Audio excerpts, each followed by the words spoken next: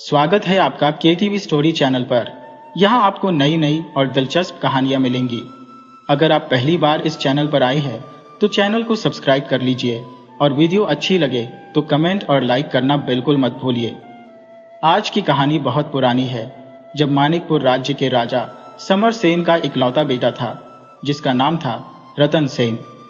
राजा ने अपने बेटे रतन सेन को शिक्षा ग्रहण करने के लिए गुरुकुल में भेज दिया था, जहां पर उसे सभी तरह की शिक्षा दी जाती थी, जिसमें नृत्य, गायन और संगीत शास्त्र भी शामिल थे।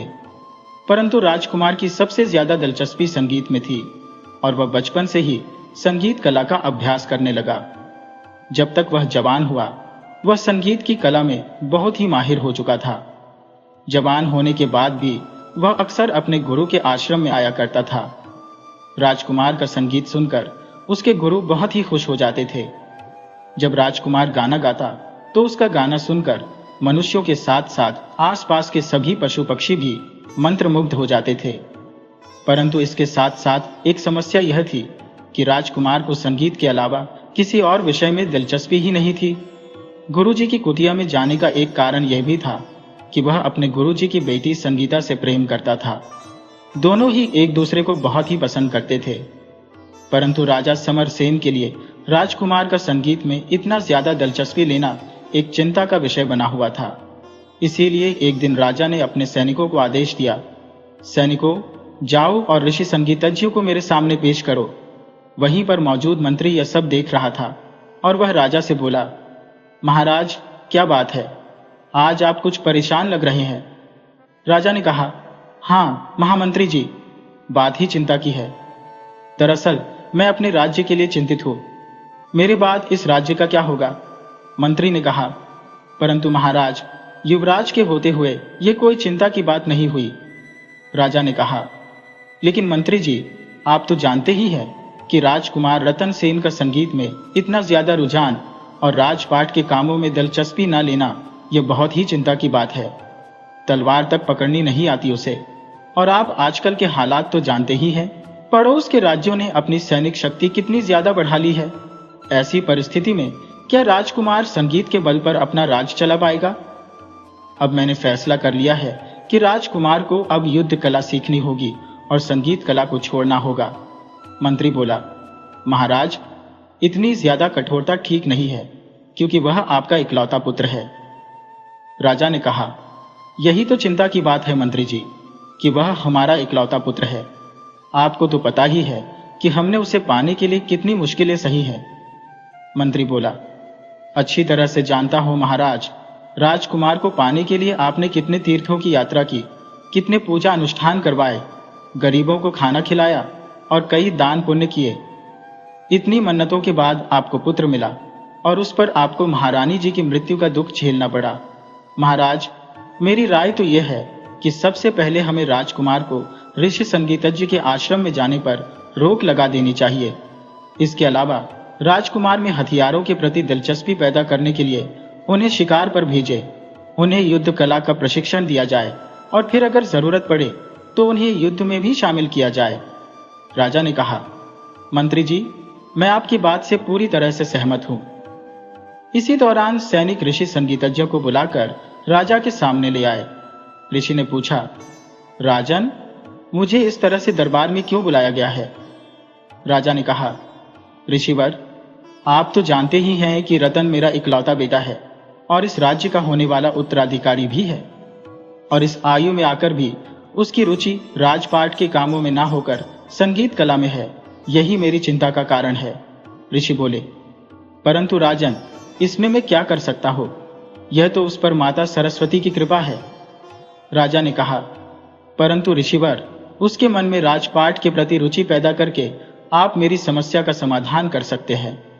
ऋषि ने पूछा, लेकिन वो कैसे राजन? राजा ने कहा, ऋषिवर, मैं चाहता हूं कि आप राजकुमार को संगीत से दूर कर दें। ऋषि ने कहा, यह तो असंभव है राजन, क्योंकि संगीत राजकुमार के प्राण है। उन्हें संगीत से दूर करना मानो उनके प्राणों को हर लेना हो। राजा ने कहा, परंतु ऋषिवर, अपने देश की रक्षा करने के लिए हमें इस काम को करना ही होगा, वरना आने वाला वक्त हमें धिक्कारेगा कि हमने अपने राज्य को एक ऐसा राजा दिया जो ठीक से अपने राज्य की रक्षा भी नहीं कर सकता। आप उसके गुरु हैं ऋषिवर, आप उसे समझाइए कि उसे संगीत के अलावा राजकाज के कार्यों में भी दिलचस्पी लेनी चाहिए। हो सके तो आप उसे अपनी कुटिया से दूर रखिए। ऋषि ने कहा, महाराज, मैं अपनी तरफ से पूरी कोशिश करूंगा। अगले दिन जब राजकुमार अपने गुरु की कुटिया में पहुंचा तो गुरुदेव उसे समझाने लगे, युवराज, अब तुम्हें संगीत कला को छोड़कर युद्ध कला का प्रशिक्षण लेना चाहिए।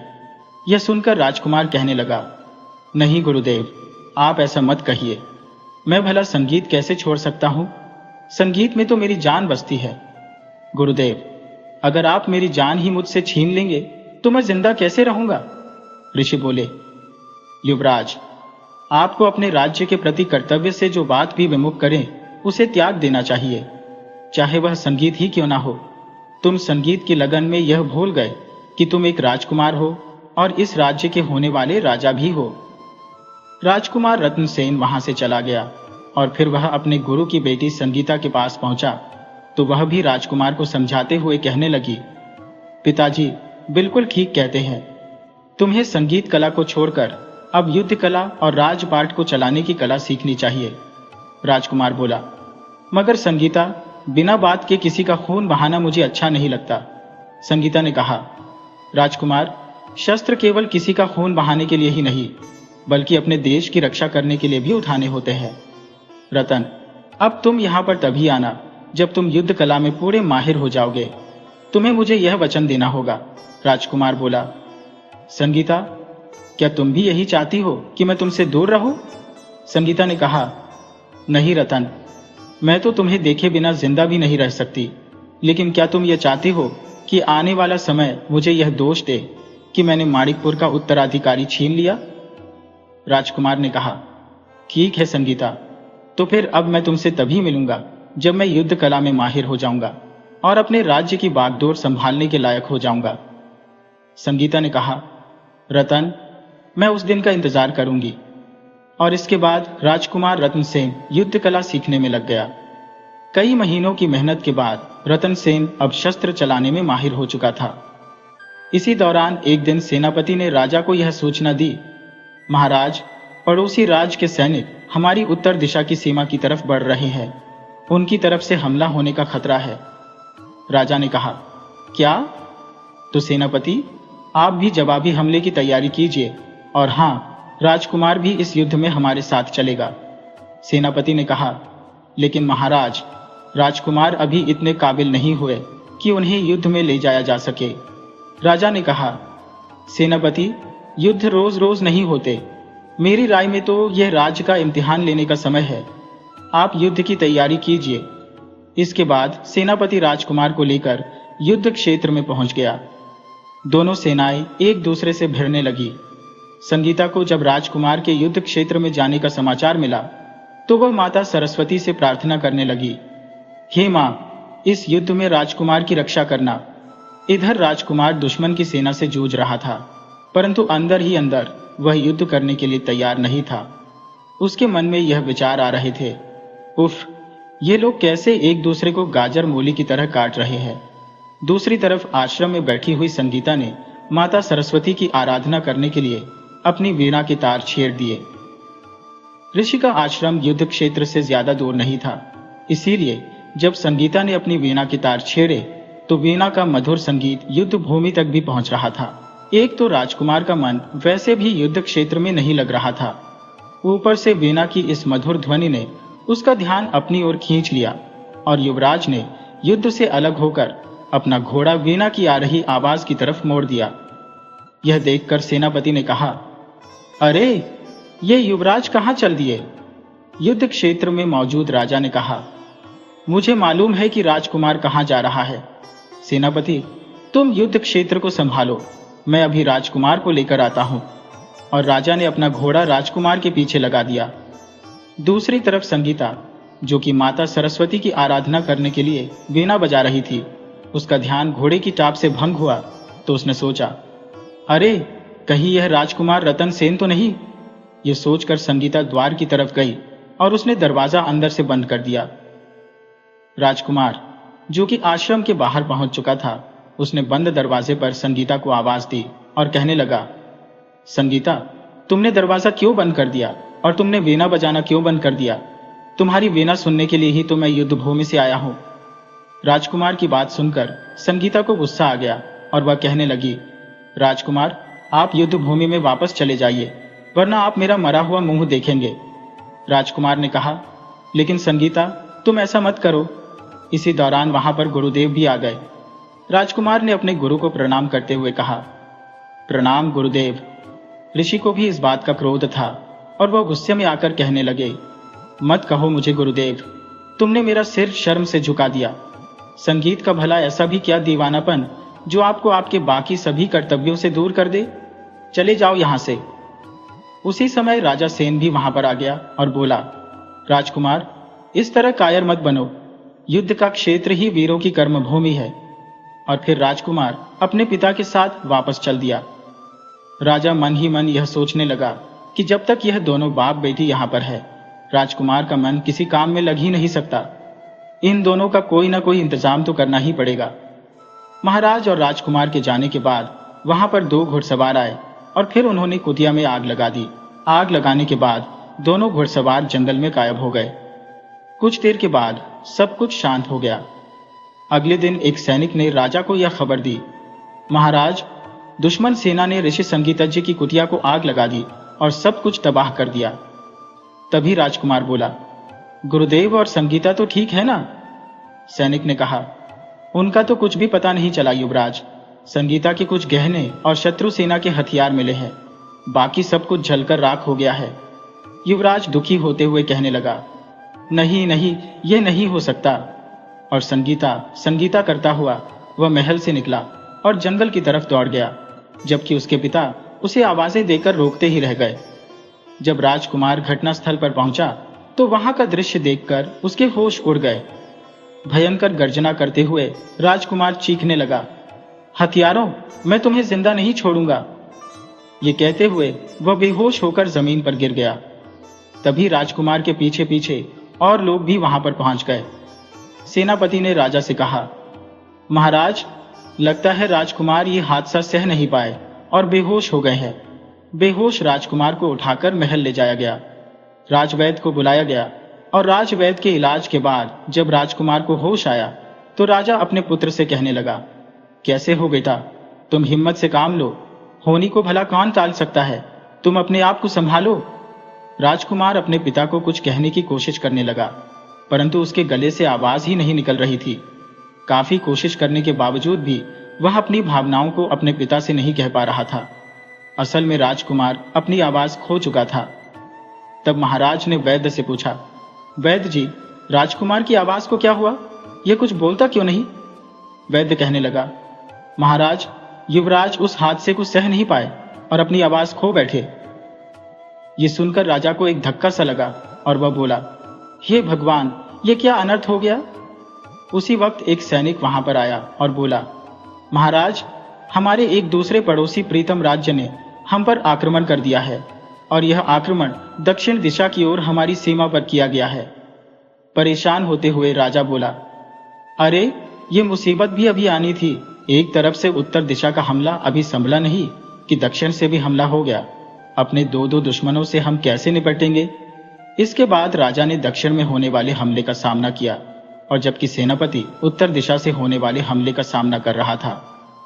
राजा युद्ध भूमि में अपने दुश्मनों पर कहर बनकर टूट पड़ा, लेकिन अपने बेटे के गूंगे हो जाने का गम और राज्य की सीमाओं पर बढ़ते हुए हमलों के कारण राजा का ध्यान अब बढ़ चुका था। युद्ध करते हुए भी महाराज का ध्यान रह रहकर अपने बेटे की तरफ जा रहा था।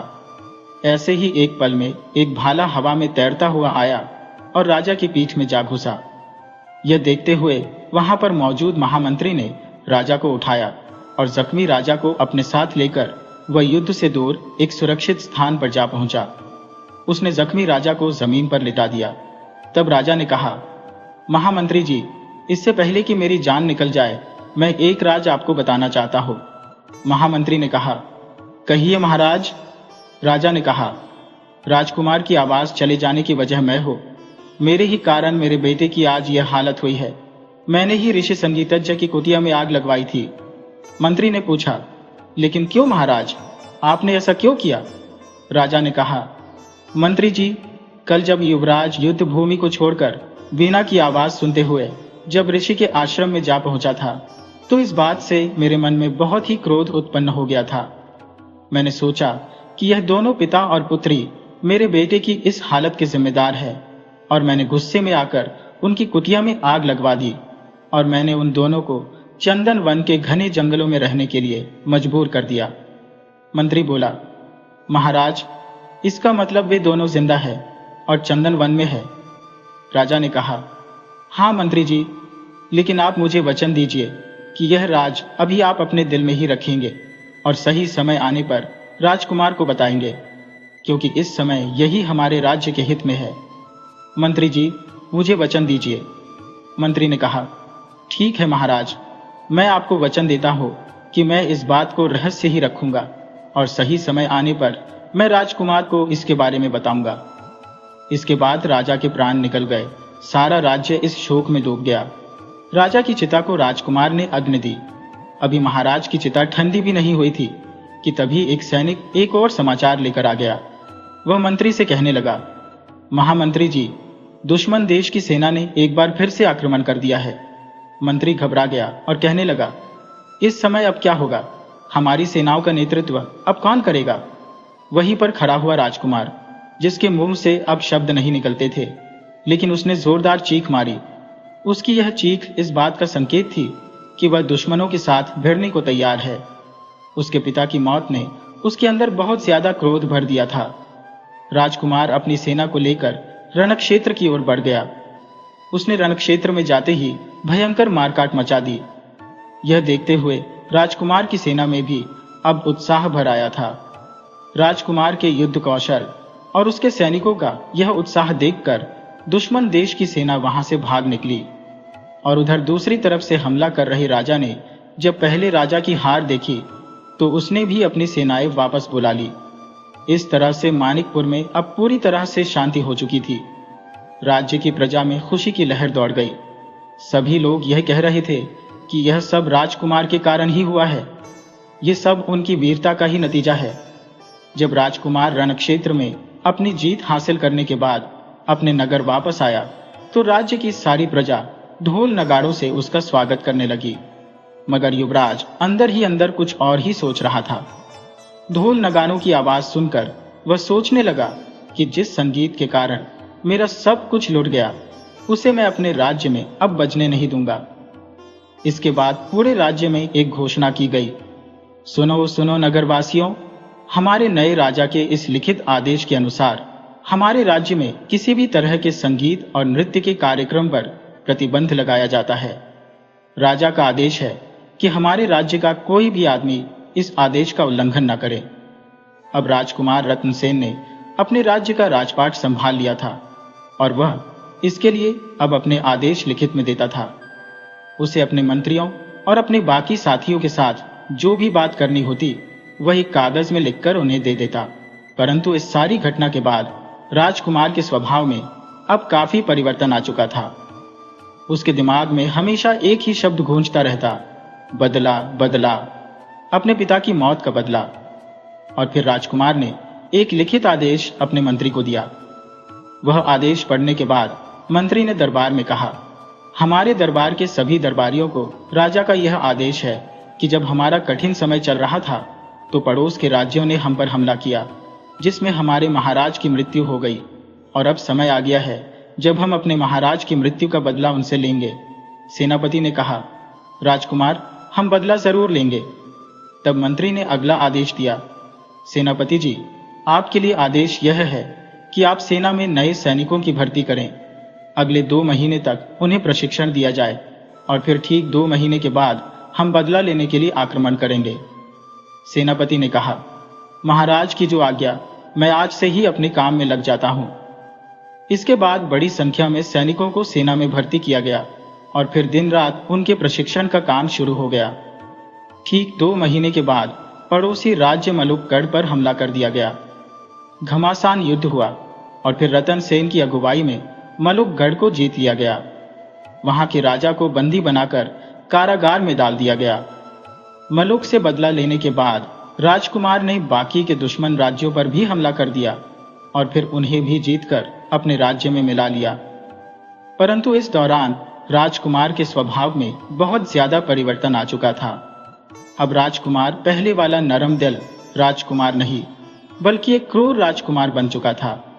उसके मन में बस यही विचार आते कि मेरा जीवन तबाह करने वालों, मैं सबको खून के आंसू रुलाऊंगा।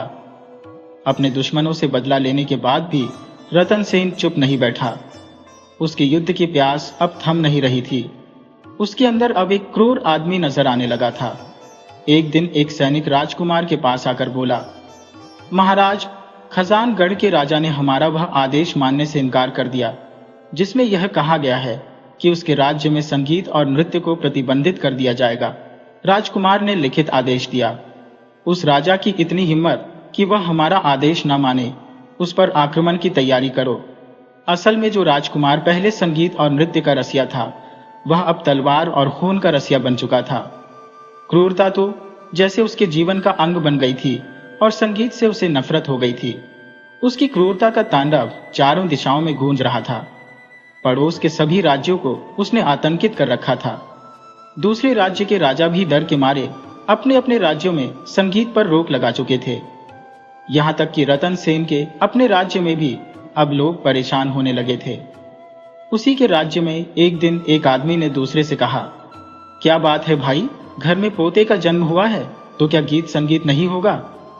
दूसरा आदमी बोला, तुम्हें तो हमारे महाराज के आदेश का पता है, ऐसी गलती करके मुझे अपनी खाल नहीं उधरवानी। गीत संगीत और प्रेम भाव के बिना जैसे सभी खुशियां गायब हो चली थी। रतन सेन की यह क्रूरता सिर्फ पड़ोस के राज्यों में ही नहीं, बल्कि उसके अपने राज्य में भी दहशत फैलाती जा रही थी। अब पनघट पर पानी भरने वाली महिलाओं के गीतों की मधुर ध्वनि नहीं आती थी, ना ही कोई उत्सव की चहल पहल और ना ही किसी त्योहार की खुशियां। मिलजुल कर रहने वाले लोग अब एक दूसरे से कटे कटे से रहते थे। रतन सेन जिस भी रास्ते से गुजरता, मुरझाए और डरे हुए चेहरे उसे दिखाई देते। अब यह एक बहुत ही चिंता का विषय बन चुका था। पड़ोस के राज्यों से बढ़ती हुई दुश्मनी और अपने राज्य में लोगों के बीच में भाईचारे की होती हुई कमी, इस कारण से सभी लोग परेशान थे। यहां तक कि रतन सेन की सेना के सैनिकों में भी अब असंतोष फैलने लगा था। सैनिक एक दूसरे से बातें करते, ना जाने कब तक हमें यह युद्ध झेलने पड़ेंगे। अगर ऐसा ही चलता रहा तो समझो प्रेम भाव और दोस्ती की भावना तो इस दुनिया से खत्म ही हो जाएगी। जब से हमारे महाराज की मृत्यु हुई है, तब से हमने अपने राजकुमार को कभी खुश होते हुए नहीं देखा। उनकी खुशियों को तो जैसे ग्रहण लग गया है। न जाने कब फिर से वह खुशियों भरे दिन आएंगे। मैं तो यह प्रार्थना करता हूँ कि माँ सरस्वती एक बार फिर से हमारे राजकुमार की आवाज लौटा दे, ताकि फिर से सब कुछ पहले जैसा खुशनुमा हो सके। राज्य के ऐसे हालात देखकर सबसे ज्यादा अगर किसी को चिंता थी तो वह थे महामंत्री शिवदत्त। वह सोचने लगा, राजकुमार रतन सेन के स्वभाव में ऐसा परिवर्तन आएगा, यह तो खुद कभी हमारे स्वर्गीय महाराज ने भी नहीं सोचा होगा। न जाने कब तक राजकुमार रतन सेन यूं भीतर ही भीतर घुटते रहेंगे। बस अब और नहीं, इस राज्य की भलाई के लिए मुझे संगीत पर लगे हुए इस प्रतिबंध को तोड़ना ही होगा। किसी भी तरह से, किसी भी कीमत पर मुझे संगीत को वापस लाना ही होगा। इसका बस एक ही उपाय है, सिर्फ एक ही उपाय। और इसके बाद महामंत्री अपने सोचे हुए उपाय को पूरा करने के लिए वहां से चल दिया और अगली ही सुबह जैसे चमत्कार हो गया। संगीत के मधुर स्वर राजमहल के आसपास के वातावरण में गूंजने लगे। संगीत की यह ध्वनि सुनकर सभी लोग हैरान थे, लेकिन राजकुमार के कानों में जब यह संगीत पड़ा तो उसकी क्रूरता में जैसे उबाल आ गया। संगीत की स्वर लहरिया जैसे वातावरण में नया जीवन घोल रही थी। पक्षी चहचहाने लगे, ऐसा लगा मानो पूरी प्रकृति फिर से झूम उठी हो। परंतु यह स्वर लहरिया सुनकर राजा रतन सेन के मन में यह विचार उठने लगे, कौन है यह गुस्ताख, मैं इसे जिंदा नहीं छोड़ूंगा। और फिर गुस्से में आया हुआ रतन सेन संगीत की ध्वनि जिस दिशा से आ रही थी उस दिशा में तलवार ली हुए दौड़ पड़ा। कुछ दूर तक जाने पर वह हैरान हो गया और सोचने लगा, अरे ये रास्ता तो गुरुदेव की कुटिया की तरफ जा रहा है। जैसे ही वह उस जगह पर पहुंचा तो सोचने लगा, अरे वैसी ही कुतिया, लेकिन वो कुतिया तो जलकर भस्म हो गई थी। अब राजकुमार का क्रोध शांत हो चुका था। उस जगह का वातावरण आज भी वैसा ही पवित्र था जैसा कि पहले था। राजकुमार सोचने लगा, सब कुछ पहले जैसा ही है। वीणा से निकलती हुई यह स्वर लहरिया बिल्कुल वैसी ही है जैसी संगीता बजाया करती थी।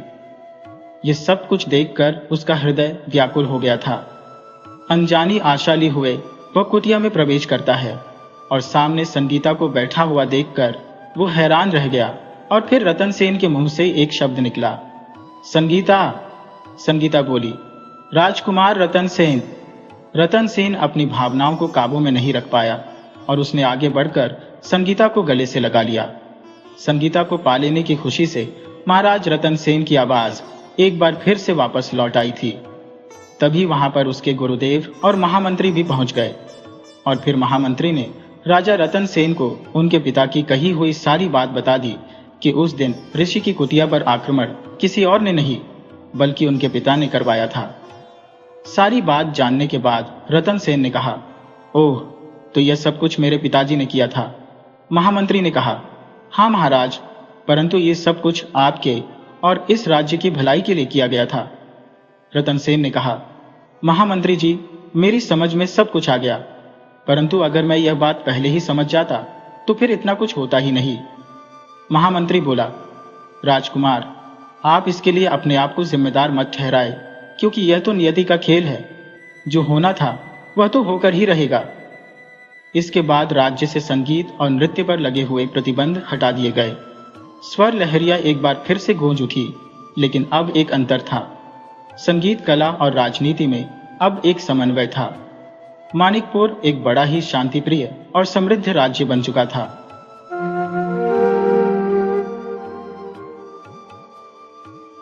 बुद्धिमान बुढ़िया की कहानी। अगर आपको हमारी यह कहानी पसंद आए तो कृपया वीडियो को लाइक करके चैनल को सब्सक्राइब करें और बेल आइकन को जरूर दबाएं। तो चलिए दोस्तों, कहानी की तरफ बढ़ते हैं। गांव से थोड़ी ही दूरी पर एक छोटे से कस्बे में एक बुजुर्ग महिला रहती थी। सब उसे बुद्धिमान बुढ़िया के नाम से जानते थे। उसका असली नाम शायद ही किसी को याद हो, पर उसकी चतुराई और होशियारी के किस्से दूर दूर तक मशहूर थे। उसकी झोपड़ी गांव के किनारे एक पुराने पीपल के पेड़ के नीचे थी। दिन भर वह अपने छोटे से खेत में काम करती और रात को अपने घर में दिया जलाकर रामायण पढ़ती। जब भी गांव के लोग किसी मुसीबत में होते, वे उसके पास ही सलाह लेने आते। एक दिन गांव के सेठ भगवान दास के घर चोरी हो गई। उनके घर का सारा कीमती सामान और सोने चांदी के गहने गायब थे। यह सुनकर पूरा गांव हैरान था। कोई समझ नहीं पा रहा था कि इतनी कड़ी सुरक्षा के बावजूद चोरी कैसे हो गई। सेठ भगवान दास ने गांव के सभी समझदार लोगों को बुलाया, पर कोई हल नहीं निकला। तब किसी ने सुझाव दिया कि बुद्धिमान बुढ़िया से राय ली जाए। बुढ़िया सेठ भगवान दास के घर गई और हर कोने को ध्यान से देखा। उसने देखा कि खिड़की के पास कुछ मिट्टी गिरी हुई थी, जैसे कोई बाहर से कूदकर अंदर आया हो। वह सोच में पड़ गई और सेठ से पूछा, क्या कोई ऐसा शख्स था जिसे तुम्हारे घर के बारे में अच्छी जानकारी हो? सेठ ने सिर हिलाया और कहा, मेरे नौकरों और रिश्तेदारों को ही सबसे ज्यादा पता था। बुढ़िया ने पूरे गांव में एक अजीब ऐलान किया, कल सुबह गांव के कुएं पर एक चमत्कार होगा। जो भी चोर होगा वो खुद ही सामने आ जाएगा। ये सुनकर अगले दिन पूरा गांव कुएं के पास जमा हो गया। बुढ़िया ने सबको कहा, जो भी बेगुनाह है वह बिना डरे कुएं में झांक सकता है, लेकिन चोर अगर झांकेगा तो उसे पानी में अपने अपराध की तस्वीर दिखेगी। गांव के सभी लोगों ने एक एक करके कुएं में झांका, पर एक आदमी रामलाल बहुत डरा हुआ लग रहा था। जब उसकी बारी आई तो वह भागने लगा। बुढ़िया ने तुरंत इशारा किया और गांव वालों ने उसे पकड़ लिया। जब उसे सख्ती से पूछा गया तो उसने कबूल कर लिया कि चोरी उसी ने की थी। इस घटना के बाद बुढ़िया की समझदारी की और भी तारीफ होने लगी, पर उसकी होशियारी से कुछ लोग जलने भी लगे। गांव के ठाकुर साहब को यह अच्छा नहीं लगा कि एक साधारण बुजुर्ग महिला इतनी मशहूर हो जाए। उन्होंने उसे बदनाम करने की साजिश रची। एक दिन ठाकुर साहब ने गांव में अफवाह फैला दी कि बुढ़िया के पास कोई गुप्त शक्ति है जिससे वह चोर पकड़ सकती है। धीरे धीरे कुछ लोगों ने उस पर शक करना शुरू कर दिया। कुछ का मानना था कि अगर वह इतनी ही चतुर है तो उसने अब तक खुद ही अमीर क्यों नहीं बन गई। एक रात ठाकुर ने अपने आदमियों को भेजकर बुढ़िया की झोपड़ी के पास एक झूठा सबूत रखवा दिया, जिससे यह साबित हो सके कि वह चोरों की सरगना है। अगली सुबह जब गांव के लोग वहां पहुंचे तो उन्हें कुछ सोने के सिक्के और कीमती सामान उसकी झोपड़ी में मिला। बुढ़िया को जबरन पंचायत में बुलाया गया। ठाकुर साहब ने कहा, देखो, यह औरत दूसरों की चोरियां पकड़ती थी, पर असल में यह खुद चोरों की सरगना निकली। बुढ़िया चुपचाप रही।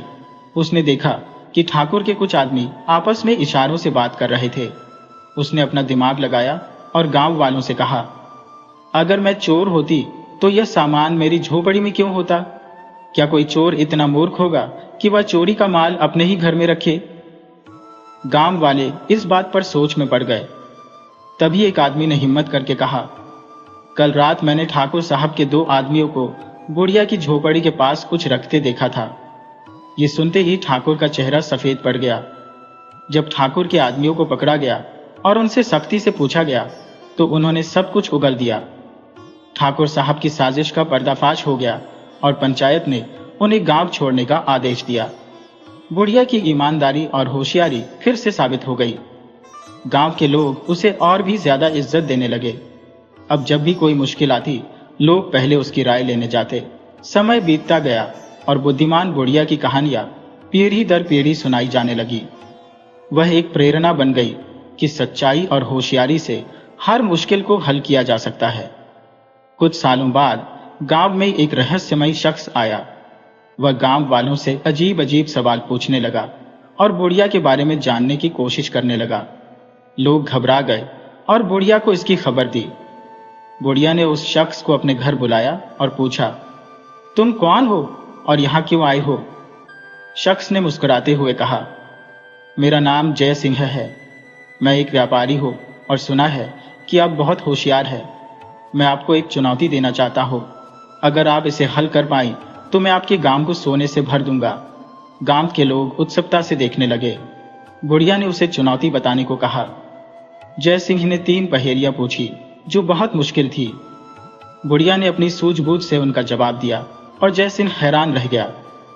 उसने वादा निभाते हुए गांव के विकास के लिए बड़ा योगदान दिया। गांव में खुशहाली लौट आई। लेकिन बुढ़िया जानती थी कि जीवन में चुनौतियां कभी खत्म नहीं होती। एक दिन राजा के दरबार से संदेश आया कि राजा खुद बुढ़िया से मिलना चाहते हैं। यह खबर पूरे गांव में फैल गई। गांव वाले उत्साहित थे, पर बुढ़िया ने सोचा कि यह बुलावा किसी बड़ी परीक्षा का संकेत हो सकता है। राजमहल पहुंचने पर बुढ़िया ने देखा कि दरबार में कई विद्वान और मंत्री बैठे थे।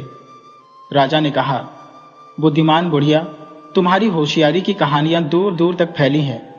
मैं देखना चाहता हूं कि क्या तुम वास्तव में इतनी चतुर हो। अगर तुम मेरी दी गई चुनौती को हल कर पाई तो मैं तुम्हें अपने राज्य की राजगुरु बना दूंगा। बुढ़िया ने विनम्रता से सिर झुकाया और चुनौती सुनने को तैयार हो गई। राजा ने 3 सवाल पूछे। दुनिया की सबसे बड़ी सच्चाई क्या है? ऐसी कौन सी चीज है जो जितनी बांटी जाए उतनी ही बढ़ती है? अगर तुम्हारे पास कुछ भी ना हो तो तुम राजा को क्या उपहार दोगी? दरबार में खड़े सभी विद्वान चौंक गए। ये सवाल आसान नहीं थे, पर बुढ़िया मुस्कुराई और सोचने लगी। कुछ देर बाद उसने जवाब दिया, राजन, दुनिया की सबसे बड़ी सच्चाई मृत्यु है। इससे कोई नहीं बच सकता, चाहे वह राजा हो या गरीब। राजा ने सिर हिलाया। जवाब सही था। दूसरा उत्तर है ज्ञान। ज्ञान जितना बांटा जाता है उतना ही बढ़ता है। दरबार में सराहना होने लगी। फिर राजा ने तीसरा सवाल दोहराया। बुढ़िया ने अपनी खाली मुट्ठी राजा की ओर बढ़ाई और कहा, राजन, अगर मेरे पास कुछ भी नहीं है तो मैं आपको विनम्रता और सच्चाई का उपहार दे सकती हूँ। ये चीजें अनमोल होती है। राजा बहुत प्रभावित हुआ और घोषणा की, बुद्धिमान बुढ़िया, तुमने अपनी होशियारी फिर से साबित कर दी। मैं तुम्हें अपना सलाहकार नियुक्त करता हूँ ताकि तुम अपनी चतुराई से राज्य के फैसलों में मदद कर सको। बुद्धिमान बुढ़िया की बढ़ती प्रसिद्ध कुछ लोगों को पसंद नहीं आ रही थी। गांव में कुछ स्वार्थी और जलने वाले लोग उसे नीचा दिखाने के लिए नई चालें सोचने लगे। उनमें से एक था हरिराम, जो ठाकुर साहब के खास आदमी में से एक था। उसने गांव में अफवाह फैलाई कि बुढ़िया कोई साधारण इंसान नहीं, बल्कि तंत्र मंत्र जानने वाली कोई मायावी औरत है। धीरे धीरे गांव में यह अंधविश्वास फैलने लगा कि बुढ़िया की चतुराई के पीछे कोई गुप्त शक्ति है। कुछ भोले भाले लोग इस झूठी बात पर विश्वास करने लगे, जबकि कई लोग अभी भी उस पर भरोसा करते थे। लेकिन हरिराम और उसके साथियों ने बुढ़िया को फंसाने की ठान ली थी। एक दिन गांव के एक बड़े किसान राम स्वरूप की भैंस अचानक बीमार पड़ गई और मर गई। हरिराम और उसके साथियों ने तुरंत अफवाह फैला दी कि यह बुढ़िया की श्राप की वजह से हुआ है। अगर यह सचमुच अच्छी औरत होती तो इसकी झोपड़ी के आसपास हर कोई सुरक्षित रहता, पर देखो, इसकी नजर जिस पर भी पड़ती है उसका बुरा हो जाता है। हरिराम ने पंचायत में कहा, हमें इस औरत को गांव से निकाल देना चाहिए। कुछ लोग इस पर यकीन करने लगे, जबकि कुछ ने विरोध किया। लेकिन हरिराम ने चालाकी से लोगों को उकसाया और पंचायत में प्रस्ताव रखा कि बुढ़िया को इस आरोप से खुद को बेगुनाह साबित करना होगा। गांव में हड़कंप मच गया। क्या बुढ़िया इस साजिश से खुद को बचा पाएगी? क्या गांव के लोग उसकी होशियारी को भूलकर अंधविश्वास का शिकार हो जाएंगे? बुढ़िया पर लगे झूठे आरोपों के कारण गांव में अशांति फैल गई। जो लोग पहले उसकी बुद्धिमानी की तारीफ करते थे, वे भी अब संदेह करने लगे। पंचायत ने तय किया कि बुढ़िया को अपनी बेगुनाही साबित करने के लिए एक परीक्षा से गुजरना होगा। हरिराम ने पंचायत को सुझाव दिया, अगर बुढ़िया सच में बेगुनाह है तो उसे आग के अंगारों पर चलकर दिखाना होगा। अगर वह सही सलामत बच गई तो हम मानेंगे कि वह निष्पाप है। गांव के कई लोगों ने इसका विरोध किया, पर अंधविश्वास से घिरे लोग हरिराम की बातों में आ गए। बुढ़िया ने गहरी सांस ली और मुस्कुराते हुए कहा, अगर यही न्याय का तरीका है तो मैं तैयार हूं, लेकिन मैं भी एक शर्त रखती हूं। बुढ़िया ने पंचायत की ओर देखते हुए कहा, इस परीक्षा से पहले मैं एक और परीक्षा लेना चाहती हूं। यदि मैं बेगुनाह हो तो सच्चाई सामने आनी चाहिए। इसलिए इस परीक्षा में सबसे पहले वह व्यक्ति चलेगा जिसने यह झूठा आरोप लगाया है। हरिराम और उसके साथी हक्के बक्के रह गए। गांव के लोगों ने उसकी बात पर सहमति जताई। हरिराम बुरी तरह फंस चुका था। वह खुद कभी आग के अंगारों पर नहीं चल सकता था। हरिराम और उसके साथी घबरा गए। गांव के कुछ समझदार लोगों ने दबाव डालना शुरू किया, अगर तुम्हें यकीन है कि बुढ़िया दोषी है तो पहले तुम खुद परीक्षा दो। डर के मारे हरिराम ने सच उगल दिया, हमने ही बुढ़िया को फंसाने के लिए यह साजिश रची थी। हमें यह पसंद नहीं था कि पूरा गांव उसकी इज्जत करे और उसकी बात माने। गांव वालों को अपनी गलती का एहसास हुआ। उन्होंने बुढ़िया से माफी मांगी। पंचायत ने हरिराम और उसके साथियों को कड़ी सजा दी और उन्हें गांव से निकाल दिया। हरिराम और उसके साथियों के गांव से निकलने के बाद कुछ समय तक शांति रही, पर समय के साथ नए लोग गांव में आए और कुछ लोग फिर से बुढ़िया की होशियारी से ईर्ष्या करने लगे। गांव के एक लालची व्यापारी रघुनाथ को बुढ़िया की प्रसिद्धि सहन नहीं हो रही थी। वह सोचता था, अगर गांव वाले इस बुढ़िया की जगह मेरी बात माने तो मैं आसानी से सबको ठग सकता हूं। रघुनाथ ने एक नया षड्यंत्र रचा। उसने गांव में अफवाह फैला दी कि बुढ़िया के पास कोई जादुई शक्ति है और वह गांव पर संकट ला सकती है। धीरे धीरे कुछ भोले भाले लोग उसकी बातों में आ गए। रघुनाथ ने एक रात गांव के मंदिर में चोरी करवा दी और अगले दिन पंचायत में जाकर चिल्लाने लगा, यह बुढ़िया ही चोर है, इसकी वजह से ही गांव में यह अनहोनी हुई है। गांव में हलचल मच गई। कुछ लोग डर गए और बोले, अगर यह सच में जादूगरनी हुई तो यह हमें श्राप भी दे सकती है। लेकिन बुढ़िया मुस्कुराई और बोली, अगर मैं चोर हो तो चोरी का माल भी मेरे पास ही होना चाहिए। पहले यह बताओ कि मंदिर की चोरी का असली गवाह कौन है। गांव के लोगों ने इधर उधर देखा, पर कोई गवाह नहीं था। बुढ़िया ने कहा, सच को छिपाया नहीं जा सकता, मैं एक उपाय बताती हूँ। बुढ़िया ने सबको मंदिर में बुलाया और कहा, अगर सच्चे दिल से भगवान से प्रार्थना की जाए तो भगवान खुद चोर का नाम बता देंगे। फिर उसने गांव के सभी लोगों को बारी बारी से मंदिर में प्रवेश करने को कहा और अंदर जाकर भगवान के सामने यह बोलने को कहा, मैं निर्दोष हूं। रघुनाथ के आदमी एक एक करके गए, पर जब रघुनाथ की बारी आई तो वह कांपने लगा। जैसे ही उसने मंदिर में कदम रखा, वह घबराकर बाहर भागने लगा। गांव वालों ने उसे पकड़ लिया और जब उसे सख्ती से पूछा गया तो उसने सच उगल दिया, मैंने ही चोरी करवाई थी, ताकि बुढ़िया को दोषी ठहराया जा सके। समय बीतता गया और बुद्धिमान बुढ़िया की ख्याति अब सिर्फ गांव तक सीमित नहीं रही, बल्कि आसपास के राज्यों तक फैल चुकी थी। लोग उसकी चतुराई और न्यायप्रियता की मिसालें दिया करते, लेकिन अब उसकी जिंदगी की सबसे कठिन परीक्षा सामने आने वाली थी। एक दिन राजा के दूत गांव में आए और उन्होंने घोषणा की, राजा ने बुद्धिमान बुढ़िया को अपने दरबार में बुलाया है। अगर वह राजा की परीक्षा में सफल हुई तो उसे राज्य की सबसे बड़ी सम्मानित सलाहकार बनाया जाएगा। अगर असफल हुई तो उसे हमेशा के लिए इस राज्य से निकाल दिया जाएगा। गांव के लोग घबरा गए, पर बुढ़िया मुस्कुराई और बोली, जब तक दिमाग सही दिशा में चलता रहे तब तक कोई भी परीक्षा कठिन नहीं होती। चलो राजा की चुनौती भी देख लेते हैं। राजा के महल में बुढ़िया का स्वागत बड़े सम्मान के साथ किया गया, पर राजा के चेहरे पर एक शरारती मुस्कान थी। उसने कहा, अगर तुम सच में इतनी होशियार हो तो 3 चुनौतियों को हल करके दिखाओ।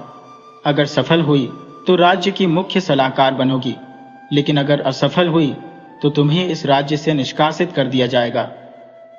राजा के सामने 2 औरतें खड़ी थी और दोनों एक ही नवजात बच्चे को अपनी संतान बता रही थी। राजा ने बुढ़िया से कहा, तुम्हें बिना किसी सबूत के यह बताना होगा कि असली मां कौन है। बुढ़िया ने कुछ देर तक दोनों औरतों को देखा, फिर उसने एक चाल चली। उसने सैनिक से कहा, इस बच्चे को 2 हिस्सों में बांट दो ताकि दोनों औरतों को उसका बराबर हिस्सा मिल सके। पहली औरत तुरंत चिल्ला उठी, नहीं, ऐसा मत करो। मैं इस बच्चे को छोड़ने को तैयार हूं, पर इसे नुकसान मत पहुंचाओ। दूसरी औरत चुपचाप खड़ी रही। बुढ़िया मुस्कुराई और बोली, यही असली मां है, क्योंकि मां अपने बच्चे को मरते नहीं देख सकती। राजा और दरबारियों ने उसकी होशियारी की सराहना की। फिर राजा ने बुढ़िया को एक खाली मिट्टी का गमला दिया और कहा, इसमें सोने का बीज उगाकर दिखाओ, तभी तुम्हें अगली चुनौती मिलेगी। बुढ़िया ने हंसते हुए जवाब दिया, महाराज, सोने के बीज नहीं होते। अगर कोई कहे कि उसने सोने का पौधा उगाया है तो वह झूठा होगा। राजा ने ताली बजाई और कहा, तुमने यह चुनौती भी पार कर ली। बुद्धिमान बुढ़िया अब राजा की मुख्य सलाहकार बन चुकी थी, पर उसके लिए यह कोई सम्मान पाने की बात नहीं थी, बल्कि यह उसके जीवन की सबसे बड़ी जिम्मेदारी थी। वह जानती थी कि अगर उसने राजा को सही सलाह नहीं दी तो राज्य में अन्याय और अराजकता फैल सकती है। राजा ने बुढ़िया से कहा, मेरे दरबार में आए दिन लोग अपनी समस्याएं लेकर आते हैं। मुझे नहीं पता कि किसका न्याय करना सही होगा और किसका नहीं। बुढ़िया ने मुस्कुराते हुए कहा, महाराज, न्याय वह होता है जिसमें किसी के साथ अन्याय ना हो। मैं आपको एक सुझाव दूंगी। उसने एक बड़ा तराजू मंगवाया और कहा, जिस व्यक्ति का मामला हो उसके पक्ष में और विपक्ष में सबूत रखकर तराजू में तोले। जिस पक्ष का वजन ज्यादा होगा वही सच्चाई होगी। राजा को यह बात समझ में आ गई। उसने बुढ़िया के न्याय के तराजू को पूरे राज्य में लागू कर दिया। राजा के राज्य में कुछ गांव ऐसे थे जहां अकाल पड़ा था। लोग भूखे मर रहे थे और किसान खेती नहीं कर पा रहे थे। बुढ़िया ने राजा से कहा, महाराज, अगर राजा की प्रजा भूखी रहे तो उसका शासन भी कमजोर हो जाता है। आपको तुरंत एक योजना बनानी होगी। राजा ने पूछा, क्या योजना हो सकती है? बुढ़िया ने कहा, राज्य के सभी अमीर लोगों से कर वसूल कर गरीबों में बांट दीजिए। साथ ही हर गांव में एक अनाज कोठी बनाई जाए जहां हर व्यक्ति अपनी जरूरत के अनुसार अनाज ले सके, पर उसे उतना ही अनाज दिया जाए जितना वह मेहनत से वापस लौटा सके। राजा ने यह योजना लागू कर दी और कुछ ही महीनों में राज्य में भूख की समस्या खत्म हो गई। एक दिन राजा के दरबार में एक धनी व्यापारी आया। उसने कहा, महाराज, मेरे नौकरों ने मेरे खजाने से चोरी कर ली है, कृपया मुझे न्याय दिलाए। बुढ़िया ने उस व्यापारी की आंखों में देखा और पूछा, तुम्हारे पास कितना धन है? व्यापारी बोला, मेरे पास अनगिनत सोने चांदी के सिक्के हैं, मेरी गिनती में भी नहीं आते। बुढ़िया ने राजा से कहा, महाराज, जब इस व्यापारी को खुद ही नहीं पता कि उसके पास कितना धन है तो उसे यह कैसे पता चला कि चोरी हुई है? राजा को समझ में आ गया कि व्यापारी केवल लालच में आकर अधिक धन पाने की कोशिश कर रहा था। उसने व्यापारी को झूठ बोलने के जुर्म में सजा सुना दी। समय बीतता गया और बुढ़िया की होशियारी की चर्चा दूर दूर तक फैलने लगी। राजा के दरबार में आए दिन नए नए मामले आते और बुढ़िया अपनी चतुराई से उनका हल निकाल देती। लेकिन अब उसकी असली परीक्षा होने वाली थी। एक दिन राजा को खबर मिली कि पड़ोसी राज्य का राजा युद्ध की तैयारी कर रहा है। उसने अपने सैनिकों को सीमा पर तैनात कर दिया था और किसी भी वक्त आक्रमण कर सकता था। राजा चिंतित था। उसने तुरंत बुढ़िया को बुलाया। राजा ने कहा, माता, हमें क्या करना चाहिए?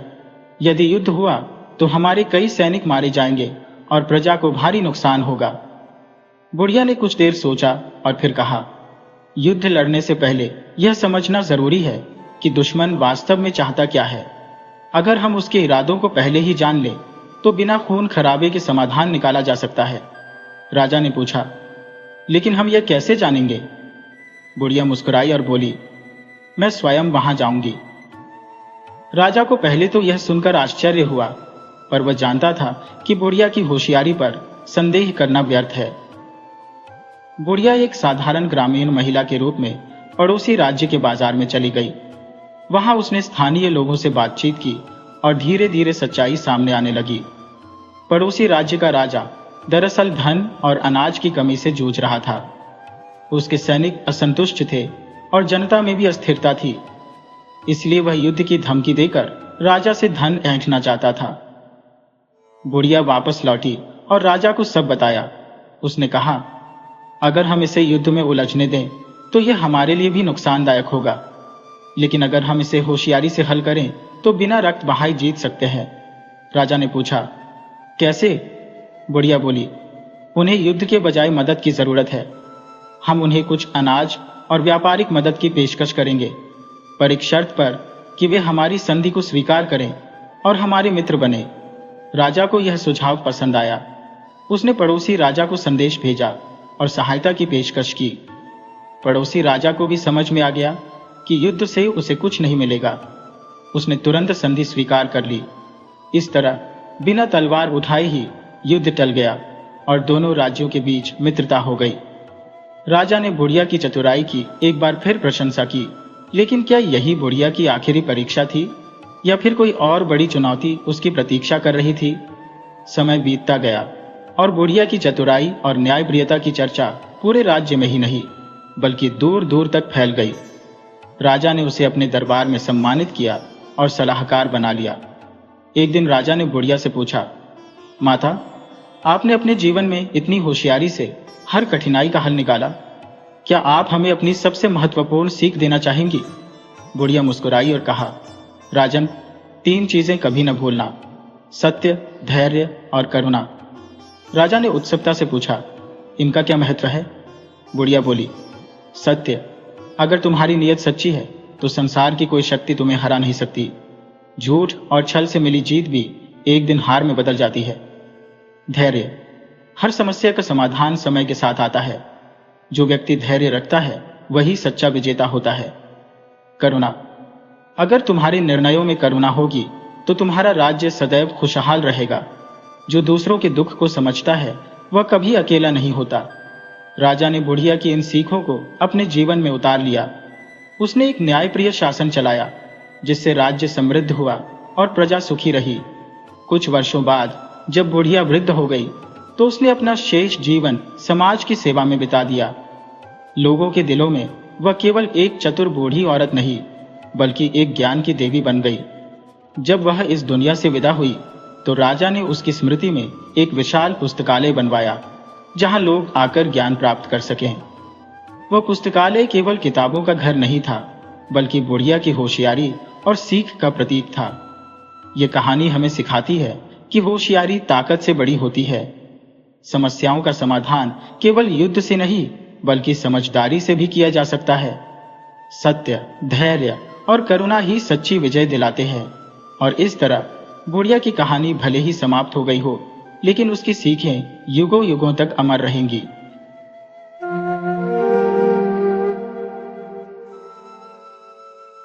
चतुर पंडिताइन की कहानी। अगर आपको हमारी यह कहानी पसंद आए तो कृपया वीडियो को लाइक करके चैनल को सब्सक्राइब करें और बेल आइकन को जरूर दबाएं। तो चलिए दोस्तों, कहानी की तरफ बढ़ते हैं। गांव शिवपुर अपने सीधे सादे लोगों और धार्मिक माहौल के लिए मशहूर था। गांव का सबसे बड़ा और सम्मानित परिवार था पंडित रामलाल का, जिनकी विद्वता दूर दूर तक चर्चित थी। रामलाल जी के प्रवचन न केवल गांव में बल्कि आसपास के दूसरे गांवों में भी प्रसिद्ध थे। लेकिन जितनी चर्चा पंडित जी की थी, उससे कहीं ज्यादा चर्चा उनकी नई बहू सावित्री की होने लगी थी। सावित्री जब पहली बार अपने मायके से पंडित परिवार में आई तो देखने वालों की आंखें ठहर गईं। न कोई भारी गहने, न कोई दिखावा, बस माथे पर बड़ा सा लाल बिंदी, आंखों में गहराई और चेहरे पर एक ऐसी आभा जैसे देवी का आशीर्वाद खुद साथ लेकर आई हो। पहले ही दिन जब गांव की कुछ बुजुर्ग महिलाएं उसे देखने आई तो सोचा था कि शहर की बहू होगी, कामकाज में अनाड़ी निकलेगी। पर पहली ही बातचीत में सावित्री ने सबका मन मोह लिया। किसी ने पूछा, बहू, रसोई में सबसे पहले किसका भोग लगाओगी? तो बिना रुके बोली, पहला भोग अन्नदाता का, दूसरा कुल देवता का, तीसरा गुरुदेव का और चौथा पति परमेश्वर का, उसके बाद पूरा परिवार। इतने सटीक उत्तर की उम्मीद किसी को नहीं थी। गांव की औरतें फुसफुसाने लगी, ये बहू साधारण नहीं है, जरूर पिछले जन्म में कोई बड़ी तपस्विनी रही होगी। पंडित परिवार की परंपरा थी कि हर नई बहू को पहले ही हफ्ते में शिव मंदिर में 56 भोग चढ़ाने का जिम्मा दिया जाता। गांव भर की निगाहें इसी बात पर टिकी थी कि यह नई बहू क्या करती है। सावित्री ने बिना किसी घबराहट के रसोई संभाली। हल्दी, धनिया, इलायची और जायफल की खुशबू पूरे घर में फैल गई। कोई देखकर चौंकता, कोई चुपके से मुस्कुराता, क्योंकि किसी को भरोसा नहीं था कि यह काम नई बहू अकेले कर पाएगी। लेकिन जब भोग तैयार हुआ तो एक एक व्यंजन ऐसा लगा जैसे देवी अन्नपूर्णा ने अपने हाथों से बनाया हो। मंदिर में जब भोग पहुंचा तो पुजारी ने गिनती की, पूरे 56 व्यंजन थे, बल्कि एक और ज्यादा। जब पुजारी ने पूछा, यह 57वां व्यंजन कौन सा है? तो सावित्री ने मुस्कुराकर कहा, यह मेरी भक्ति का व्यंजन है, जो गिनती में नहीं आता, भावना में आता है। यह सुनते ही मंदिर में बैठे सभी लोग अवाक रह गए। किसी ने आज तक ऐसी बात नहीं सुनी थी। धीरे धीरे सावित्री की चतुराई की चर्चाएं पूरे गांव में फैलने लगी। कोई कहता, बहू के हाथ में सरस्वती का वास है, तो कोई कहता, यह खुद लक्ष्मी का रूप है। लेकिन हर दिन नई परीक्षा सामने आ रही थी। गांव का एक कुटिल साहूकार था, हरिप्रसाद, जिसने गांव के आधे लोगों की जमीन हड़प ली थी। एक दिन वह पंडित रामलाल के घर आ धमका और बोला कि पंडित जी ने 2 साल पहले गंगा पूजन के लिए उससे 500 मोहर उधार ली थी, जो अब तक चुकता नहीं किया। पंडित रामलाल हैरान थे, उन्होंने तो कभी उधार लिया ही नहीं। लेकिन हरिप्रसाद जुबान लड़ाने में माहिर था। कहने लगा, पंडित जी की जुबान ही सबसे बड़ा सबूत है। सावित्री चुपचाप सब सुन रही थी, फिर धीरे से बोली, साहूकार जी, जब कर्ज दिया था तब गवाह कौन था? हरिप्रसाद थोड़ा अटक गया, बोला, पंडित जी की जुबान ही गवाह है। सावित्री ने कहा, जब जुबान ही गवाह है तो उसी जुबान से सुन लीजिए, कर्ज लिया ही नहीं। गांव के लोग ठहाके मारकर हंस पड़े। हरिप्रसाद गुस्से से तिल मिलाकर लौट गया। पंडित रामलाल ने मन ही मन सोचा, यह बहू तो घर की लक्ष्मी ही नहीं, हमारी रक्षा करने वाली दुर्गा भी है। धीरे धीरे सावित्री हर घर की चर्चा बन गई। कोई बीमार होता तो सावित्री के बताए कांधे से ठीक हो जाता। कोई झगड़ा करता तो सावित्री की एक बात से सुलह हो जाती। कोई समस्या लेकर आता तो सावित्री बिना किसी किताब या शास्त्र के ऐसा उपाय बता देती कि समस्या जड़ से खत्म। पंडित रामलाल अब प्रवचन देने बैठते तो लोग पहले सावित्री बहू के किस्से पूछते, फिर शास्त्र ज्ञान सुनते। पर सावित्री की असली परीक्षा अभी बाकी थी। मंदिर में होने वाली चोरी, गांव के कुएं में दिखने वाली परछाई और एक रहस्यमय पुजारी का आगमन, यह सब सावित्री के सामने ऐसे राज्य खोलने वाले थे जिनसे पूरा गांव हिल उठेगा। गांव के बीचों बीच स्थित शिव मंदिर, जिसकी शिखर घंटियों की गूंज दूर तक सुनाई देती थी, अचानक रहस्यों का केंद्र बन गया था। बीते कुछ दिनों से रोज सुबह मंदिर के गर्भगृह में शिवलिंग के पास कुछ चांदी के सिक्के बिखरे मिलते। पुजारी रामदास भी हैरान थे। ये चमत्कार था या कोई संकेत, समझ नहीं पा रहे थे। गांव वालों ने इसे देव कृपा मानकर भजन कीर्तन शुरू कर दिए। लेकिन सावित्री को इस बात में कुछ अजीब लगा। उसने चुपचाप मंदिर के कोने में बैठकर हर आने जाने वाले पर नजर रखनी शुरू की। एक रात जब पूरा गांव सो रहा था, सावित्री चुपचाप मंदिर के पीछे की तरफ गई। हल्की चांदनी में उसने देखा मंदिर की पिछली दीवार के पास एक साया सरसराते हुए भीतर दाखिल हुआ। सावित्री ने बिना आहट किए उसका पीछा किया। गर्भगृह में पहुंचकर उस साये ने एक पोटली निकाली और शिवलिंग के पास चांदी के कुछ और सिक्के रख दिए। सावित्री ने तुरंत हिम्मत दिखाते हुए दीपक की लौ बढ़ाई। रोशनी में साया साफ नजर आया, वही नया पुजारी जो कुछ दिन पहले ही गांव में आया था। पुजारी घबरा गया, पर सावित्री के चेहरे पर कोई डर नहीं था। उसने शांत स्वर में पूछा, कौन हो तुम और यह सब क्यों कर रहे हो? पुजारी कुछ देर चुप रहा, फिर भारी आवाज में बोला, मैं साधु हूं, लेकिन पापी भी हूं। वर्षों पहले मैंने एक मंदिर से धन चुराया था, तभी से मेरा मन अशांत है। अब उसी पाप को धोने के लिए हर रात शिवजी को यह चांदी लौटता हो, ताकि मेरे पाप कम हो सके। सावित्री ने गंभीर होकर कहा, पाप का प्रायश्चित सिर्फ दान करने से नहीं होगा। सच्चे मन से अपने कर्मों का सामना करोगे तभी शांति मिलेगी। पुजारी की आंखों में आंसू आ गए। उसने सिर झुकाकर वचन दिया कि अब सच सामने लाएगा और सबके सामने अपने पाप स्वीकार करेगा। सुबह जब गांव वाले मंदिर में इकट्ठा हुए तो वही पुजारी सबके सामने खड़ा था। उसने अपने बीते पाप बताए और सभी से क्षमा मांगी। लोग पहले तो चौंके, फिर सावित्री की समझदारी और भक्ति की सराहना करते हुए बोले, हमारी बहू तो सच में देवी का रूप है, जिसने एक चोर को साधु बना दिया। लेकिन यह सिर्फ शुरुआत थी। उसी शाम पंडित रामलाल के घर एक अजीब खबर पहुंची। गांव के पुराने कुएं में एक औरत की परछाई रोज नजर आती थी, जिसने पूरे गांव में सनसनी फैला दी थी। कोई कहता वह आत्मा है, तो कोई कहता वह किसी मरे हुए इंसान की छाया है। डर के मारे लोग कुएं की तरफ जाने से भी कतराने लगे। सावित्री ने इस रहस्य को भी सुलझाने का निश्चय किया। अगली रात सावित्री अकेली उस कुएं के पास पहुंची। पूरा गांव दूर से देख रहा था, सांसें थमी हुई थी। सावित्री ने कुएं के किनारे दीप जलाया, फिर आंखें बंद कर बैठ गई। मंत्रों का जाप शुरू किया। धीरे धीरे कुएं के पानी में हलचल हुई और पानी में एक चेहरा उभरा। वह चेहरा किसी आत्मा का नहीं था, बल्कि गांव की ही एक गरीब महिला कमला का था, जो महीनों पहले लापता हो गई थी। सावित्री ने जैसे ही मंत्र रोककर कहा, कमला बहन, तुम यहां क्या कर रही हो? पानी में चेहरा डूबने लगा। सावित्री ने तुरंत बाल्टी में पानी खींचा और उसमें वही चेहरा साफ दिखाई दिया। सावित्री समझ गई कि यह आत्मा नहीं, बल्कि कमला का दुख भरा इतिहास है, जो इस कुएं के पानी में कैद हो गया है। उसने गांव वालों को बुलाकर कहा, इस कुएं का पानी पवित्र है, पर इसमें किसी की पीड़ा बसी है। जब तक उस पीड़ा को सुना नहीं जाएगा, तब तक यह परछाई गांव को डराती रहेगी।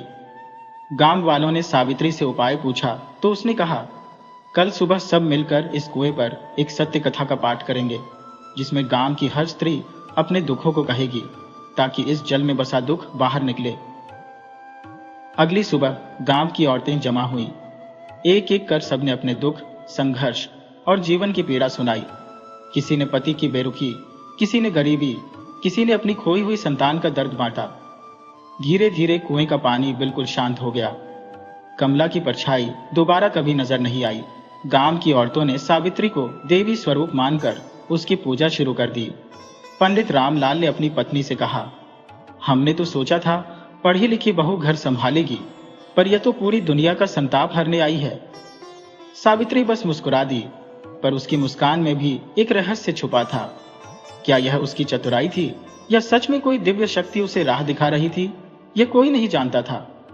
गांव में सावित्री के चमत्कारों की चर्चा अब सिर्फ पड़ोसी गांवों तक ही सीमित नहीं थी, बल्कि आसपास के जिलों तक फैल चुकी थी।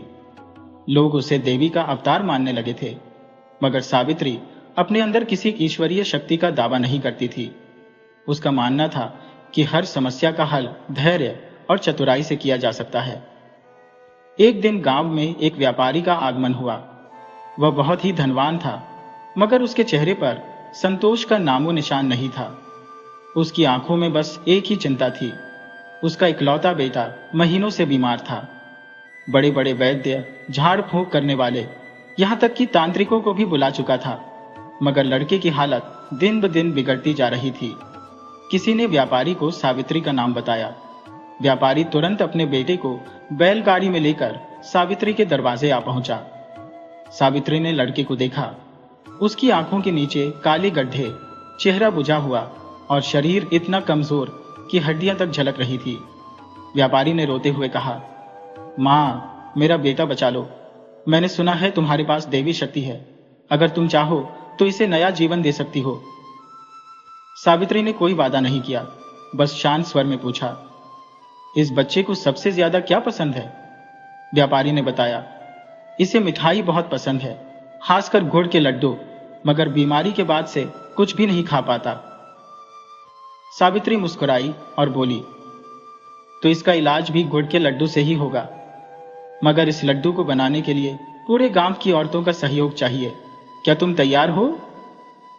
व्यापारी ने सिर हिलाया और सावित्री ने पूरे गांव में ऐलान करवाया कि अगले दिन हर घर की औरतें एक एक मुट्ठी आटा, गुड़ और घी लेकर चौपाल पर जमा होंगी।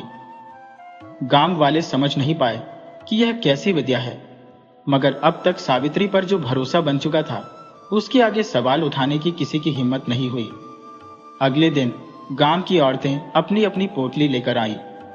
सावित्री ने सबको एक घेरा बनाकर बैठने को कहा, फिर बोली, जिसके मन में कोई छल कपट, किसी के प्रति ईर्ष्या या किसी का बुरा करने की भावना हो, वह अपनी पोटली वापस ले जाए, क्योंकि इस लड्डू में सिर्फ पवित्रता का स्वाद होगा।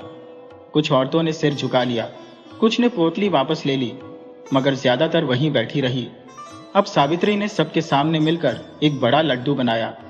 उस लड्डू को शिव मंदिर में रखकर पूरी रात भजन कीर्तन हुआ और सुबह सावित्री ने व्यापारी के बेटे को अपने हाथों से वह लड्डू खिलाया। आश्चर्य की बात यह थी कि महीनों से जिसने एक निवाला भी नहीं खाया था, उसने पूरा लड्डू चट कर लिया। व्यापारी की आंखों में आंसू आ गए, मगर सावित्री जानती थी कि यह चमत्कार नहीं था, बल्कि गांव की एकता, औरतों की पवित्र भावना और प्रेम का असर था, जो उस लड्डू में घुलकर औषधि बन गया था। मगर यह बात उसने किसी को नहीं बताई। कुछ ही दिनों में व्यापारी का बेटा पूरी तरह स्वस्थ हो गया। अब गांव वाले सावित्री को देवी कहने लगे, मगर इस बीच गांव के जमींदार के कानों में भी सावित्री की चतुराई और चमत्कारों की खबर पहुंच चुकी थी।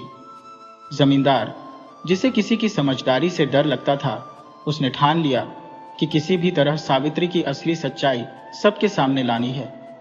उसने गांव के ही कुछ दुष्ट स्वभाव के लोगों को इकट्ठा किया और एक योजना बनाई। रात के अंधेरे में जब पूरा गांव सो रहा था, ये दुष्ट लोग सावित्री के आंगन में एक संदूक रखकर भाग गए। उस संदूक में गांव से चोरी किए गए सोने चांदी के गहने भरे थे, जो कुछ समय पहले गांव के मंदिर से चोरी हुए थे। सुबह होते ही जमींदार के लोगों ने शोर मचाना शुरू कर दिया, देखो, यही है चतुर पंडिताइन का सच। यह खुद चोरी करती है और देवी बनकर सबको धोखा देती है। गांव वाले पहले तो अवाक रह गए, मगर उन्होंने कहा, जब तक सावित्री खुद कुछ न कहे, हम कुछ नहीं मानेंगे। सावित्री ने शांत स्वर में कहा, अगर मैं दोषी हूं तो यह जमीन खुद मेरी गवाही देगी। मुझे सिर्फ एक दिन का समय चाहिए। गांव वालों ने उसे समय दे दिया। उस रात सावित्री ने अपने आंगन में गोबर से एक विशेष मंडल बनाया और उसमें एक दीप जलाकर बैठ गई। पूरी रात वह शिव मंत्रों का जाप करती रही। सुबह होते ही जब गांव वाले इकट्ठा हुए तो उन्होंने देखा कि जिस संदूक को सबूत माना जा रहा था, उसमें रखे सारे गहने गल चुके थे और उनकी जगह राख पड़ी थी। सावित्री ने कहा, सच सोने की तरह होता है, जिसे आग में डालो तो और चमकता है, मगर झूठ राख में बदल जाता है। गांव वाले समझ गए कि यह जमींदार की साजिश थी। जमींदार का चेहरा उतर गया और वह शर्मिंदा होकर गांव छोड़कर चला गया। सावित्री ने न किसी से बदला लिया, न किसी को सजा दिलाई। उसने बस मुस्कुराकर कहा, जब नियत साफ हो तो पूरा ब्रह्मांड आपकी रक्षा करता है। गांव की औरतें सावित्री के पैरों में गिर पड़ी और पंडित रामलाल ने गर्व से कहा, सच में मेरी पत्नी सिर्फ मेरी अर्धांगिनी नहीं, पूरे गांव की मां है। गांव में जमींदार की साजिश के उजागर होने के बाद सावित्री की प्रतिष्ठा और भी बढ़ गई थी।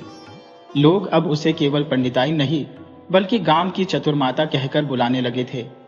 सावित्री ने कभी इस सम्मान का अभिमान नहीं किया, बल्कि हर आने वाले को सादगी से बैठाकर उसकी समस्या सुनती और अपनी सहज बुद्धि से हल देती।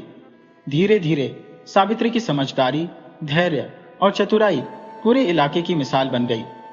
एक दिन गांव के बाहर से दुर्गी बजाते हुए 4 अजीबोगरीब आदमी पहुंचे। उनके कपड़े रंग बिरंगे थे, आंखों में शरारत चमक रही थी और चेहरे पर मुस्कान ऐसी थी जैसे कोई बड़ा तमाशा दिखाने वाले हो। उन्होंने गांव की चौपाल पर खड़े होकर ऐलान किया, हम 4 भाई दूर देश से आए हैं। हर गांव में एक चुनौती रखते हैं। अगर गांव का सबसे चतुर व्यक्ति हमारी चुनौती पार कर गया तो हम उसे इनाम में सोने का सिंहासन देंगे, मगर अगर हार गया तो पूरे गांव को हमारी गुलामी करनी होगी। गांव वाले सख्ते में आ गए। ऐसी चुनौती पहले कभी नहीं सुनी थी। हर कोई एक दूसरे का मुंह देखने लगा। आखिर किसमें इतनी समझ थी जो इन चालाक आदमियों का सामना कर सके। तभी किसी ने कहा, हमारी चतुर पंडिताइन को बुलाओ, वही इनका मुकाबला कर सकती है। सावित्री को बुलाया गया। उसने इन चारों को देखा और मुस्कुराते हुए कहा, चुनौती मंजूर है, मगर शर्त मेरी होगी। पहले मैं तुम्हें एक छोटी सी पहेली दूंगी। अगर उसका जवाब दे सके तो मैं तुम्हारी चुनौती मानूंगी, वरना तुम चारों को गांव छोड़कर जाना होगा। चारों भाई एक दूसरे की ओर देखने लगे। उन्हें विश्वास था कि किसी गांव की महिला उनकी चालाकी का सामना नहीं कर सकती। उन्होंने सहमति में सिर हिलाया। सावित्री ने पूछा, मेरे आंगन में एक पेड़ है जिसमें न पत्ते हैं, न फूल, न फल, फिर भी वह रोज बड़ा होता है। बताओ वह कौन सा पेड़ है? चारों भाई सोच में पड़ गए। उन्हें समझ ही नहीं आया कि ऐसा कौन सा पेड़ है। एक ने कहा, सूखा पेड़ होगा। दूसरे ने कहा, कोई यंत्र पेड़ होगा। मगर सावित्री सिर्फ मुस्कुराती रही। आधा दिन बीत गया, मगर चारों कोई सही जवाब नहीं दे सके। शाम होते ही सावित्री ने गांव वालों के सामने जवाब दिया, वो पेड़ है अनुभव का पेड़। हर रोज जीवन में जो कुछ सीखते हैं वो अनुभव का फल बनकर हमारे भीतर बढ़ता रहता है। ये पेड़ हर उस इंसान के आंगन में है जो जीवन को समझना चाहता है। चारों भाई निरुत्तर हो गए। पहली बार किसी ने उनकी अकड़ को हराया था, मगर वे इतनी जल्दी हार मानने वाले नहीं थे। उन्होंने कहा, तुम सच में चतुर हो, मगर असली परीक्षा तो अभी बाकी है। हम एक और चुनौती देते हैं। सावित्री ने कहा, बताओ क्या चुनौती है? चारों ने कहा, हम गांव के अलग अलग हिस्सों में 4 रहस्य छोड़ेंगे। अगर तुम सूरज डूबने तक उन चारों रहस्यों को सुलझा लो तो हम हार मान लेंगे, वरना पूरा गांव हमारी गुलामी करेगा। सावित्री ने बिना किसी घबराहट के सिर हिला दिया। गांव वालों के चेहरे पर चिंता थी, मगर सावित्री की आंखों में अटूट विश्वास था। पहला रहस्य। गांव की नदी किनारे एक मिट्टी का घड़ा रखा गया। घड़े में पानी भरा था, मगर उसके अंदर एक छोटी सी चिट रखी थी। उस चिट पर लिखा था, इस घड़े का पानी पियो, मगर पानी कम ना हो। सावित्री ने घड़ा उठाया और बिना एक बूंद पानी गिराए नदी किनारे रखे केले के पत्ते को मोड़ा और पत्ते की नोक से चिट बाहर निकाल ली। उसने पानी को छुए बिना रहस्य हल कर दिया। दूसरा रहस्य। गांव की चौपाल पर एक बड़ा ताला लगा संदूक रखा गया, जिसके ऊपर लिखा था, इस ताले को बिना चाबी और बिना तोड़े खोलो। सावित्री ने थोड़ा सोचा, फिर पास ही खड़े एक छोटे बच्चे को बुलाया। उसने कहा, बेटा आंखें बंद करो और अपने हाथ इस ताले पर रख दो। अब मन ही मन भगवान से प्रार्थना करो कि यह ताला खुल जाए। बच्चे ने वैसा ही किया और कुछ ही पल में ताला खुद ही खुल गया। दरअसल वो ताला नकली था, जो सिर्फ दिखाने के लिए बंद था। सावित्री ने यह चालाकी तुरंत समझ ली थी। तीसरा रहस्य। गांव के पीपल पेड़ के नीचे एक मिट्टी की गुड़िया रखी गई और लिखा था, इस गुड़िया को बिना हाथ लगाए पानी में डालो। सावित्री ने पास खड़े एक लड़के को बुलाया और कहा, अपनी टोपी इस गुड़िया के ऊपर उछालो। लड़के ने वैसा ही किया और टोपी के झटके से गुड़िया नीचे गिरी और पानी में जा गिरी। सबने ताली बजाई। चौथा रहस्य। गांव के मंदिर में एक घंटी बांधी गई थी, जिसके नीचे लिखा था, इस घंटी को बजाओ मगर हाथ से नहीं। सावित्री ने एक पतली रस्सी ली और उसे हवा में घुमाकर घंटी से बांध दिया। फिर उसने रस्सी को खींचा और घंटी अपने आप बजने लगी। चारों भाई सन्न रह गए। उन्होंने पहली बार अपने से ज्यादा चतुर दिमाग देखा था। सूरज डूबने से पहले ही उन्होंने हार मान ली और गांव वालों के सामने सिर झुका लिया। सावित्री ने उन्हें डांटा नहीं, बल्कि कहा, चालाकी से बड़ा है सच्चाई का ज्ञान। अगर अपनी चतुराई का इस्तेमाल लोगों की भलाई के लिए करोगे तो तुम्हारी बुद्धि का असली सम्मान होगा। चारों भाई शर्मिंदा होकर गांव छोड़कर चले गए और सावित्री का नाम दूर दूर तक प्रसिद्ध हो गया।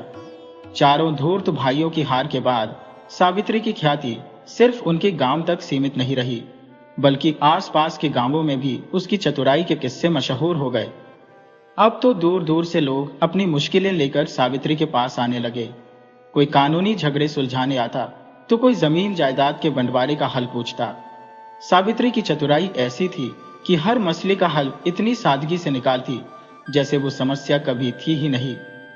एक दिन सावित्री अपने आंगन में बैठी तुलसी पर जल चढ़ा रही थी कि अचानक गांव का मुखिया हांफता हुआ आ पहुंचा। पंडिताइन, जल्दी चलो, गांव में राजा के सिपाही आए हैं, बड़ी विपदा आई है। सावित्री ने माथे पर पल्लू डाला और मुखिया के साथ गांव की चौपाल पर जा पहुंची। वहां राजा के 3 हाथ सिपाही खड़े थे और उनके पीछे गांव के कई लोग सहमे खड़े थे। सिपाही ने ऐलान किया, राजा ने फरमान भेजा है, हमारे राजमहल की सबसे कीमती सोने की मूर्ति चोरी हो गई है। खबर मिली है कि चोर इसी गांव में छुपा है। अगर आज शाम तक चोर नहीं पकड़ा गया तो पूरा गांव दंडित होगा। गांव में सन्नाटा छा गया। लोग एक दूसरे का मुंह देखने लगे। किसी को कुछ समझ नहीं आ रहा था, आखिर कौन चोर हो सकता है। सावित्री कुछ पल तक खामोश रही, फिर धीरे से मुस्कुराई और सिपाही से कहा, मुझे एक मौका दीजिए, मैं आज ही शाम तक चोर का पता लगा दूंगी, बिना किसी को नुकसान पहुंचाए। सिपाही हंस पड़े, तू एक औरत, वो भी गांव की, राजमहल का चोर पकड़ेगी? चल ठीक है, शाम तक का वक्त है, मगर अगर चोर नहीं मिला तो पूरे गांव को सजा दी जाएगी। सावित्री ने गांव वालों को इकट्ठा किया और कहा, अब ध्यान से सुनो, मैं एक पूजा करवाने जा रही हूं जिसमें गांव के हर आदमी, औरत, बच्चे, बूढ़े को आना होगा। जो नहीं आएगा वही चोर होगा। गांव वाले चौंक गए, मगर पंडिताइन की चतुराई पर भरोसा था, इसलिए सब तैयार हो गए। शाम ढलते ही सावित्री ने गांव के बीचों बीच बड़ा सा चौबारा सजवाया। एक मिट्टी का बड़ा घड़ा रखा जिसके चारों तरफ हल्दी चंदन का लेप था। ऊपर आम की पत्तियां और गेंदे के फूल लटक रहे थे। सावित्री ने सबको बुलाकर कहा, यह घड़ा देवी का है, इसमें एक खास जल भरा है। हर आदमी इस जल में अपनी उंगली डुबोकर माथे पर लगाएगा और सच्चाई की शपथ लेगा।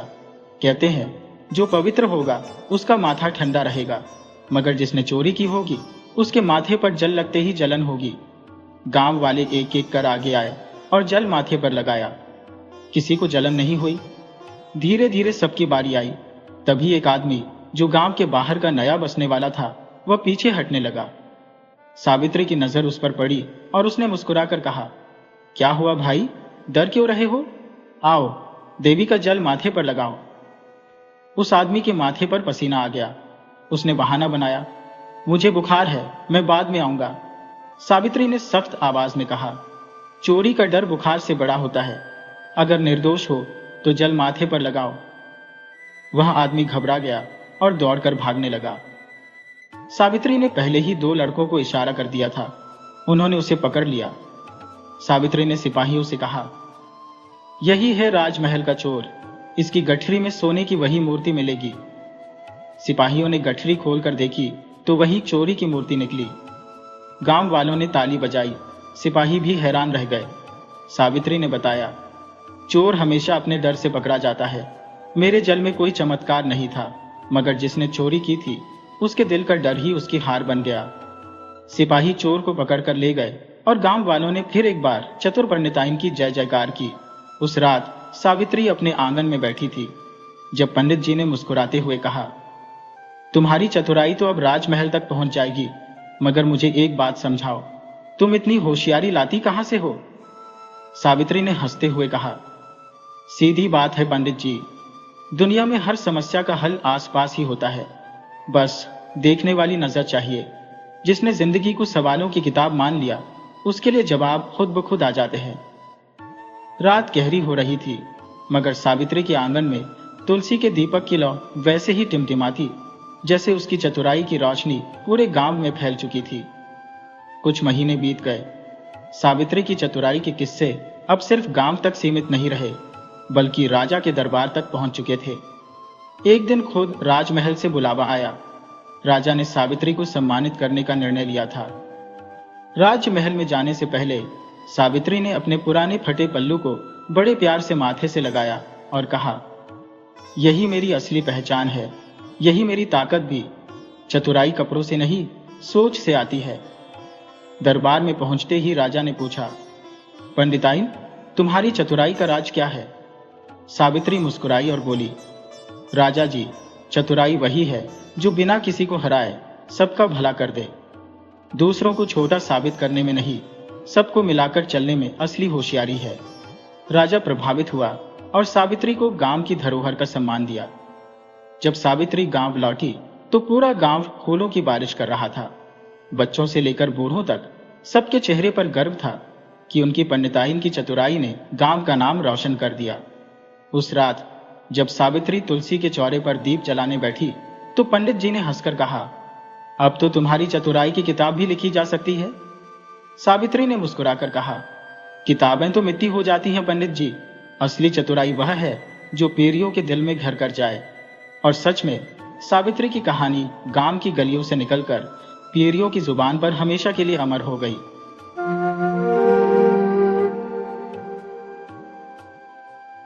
वीडियो अच्छी लगे हो तो इसे लाइक करें और ऐसी ही मज़ेदार कहानियों के लिए चैनल को सब्सक्राइब करें और बेल आइकन दबाएं। ज़्यादा से ज़्यादा अपने दोस्तों को शेयर करें। धन्यवाद।